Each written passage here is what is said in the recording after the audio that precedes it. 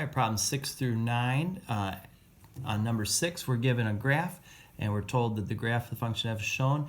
If the limit as x approaches b existed, but f was not continuous at b, then which of the following would be the b value? So at -1, we definitely do not have a continuity, but we don't also have a limit. There's no limit at b, so -1 is out.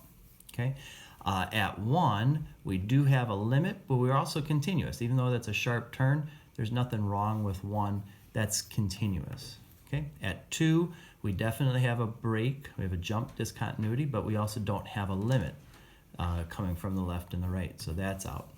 And 3, there's nothing wrong with 3, right? It has a limit and it's continuous.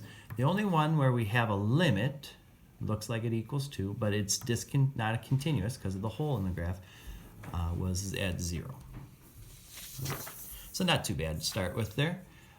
Number 7 here gives us a function and asks for the derivative. So this is a 4x is inside of cosine, which is inside of 3. So this is going to be a double chain.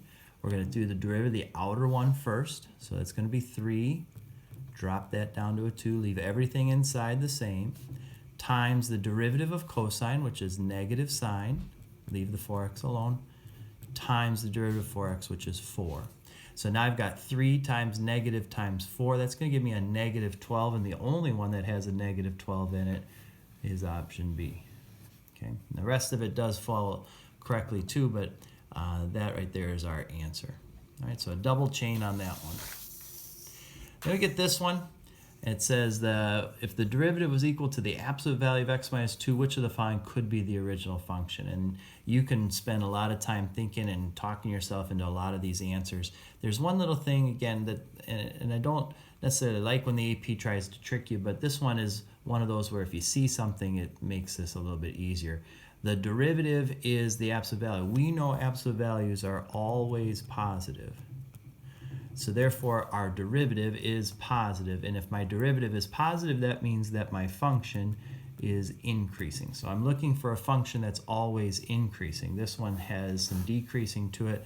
This one decreases, this one decreases, this one increases, and then it like jumps down to here and increases. This one's the only one that increases continuously the whole time. So E is my choice. D, you could try to make an argument, but this discontinuity at 2 doesn't hold up. We definitely have a derivative at 2. The derivative should be 0, and here the derivative is undefined. So that's why we throw that one out. Okay. So again, a little trick. If you saw it, it makes it easy. If not, then you could spend lots of time on that one, right?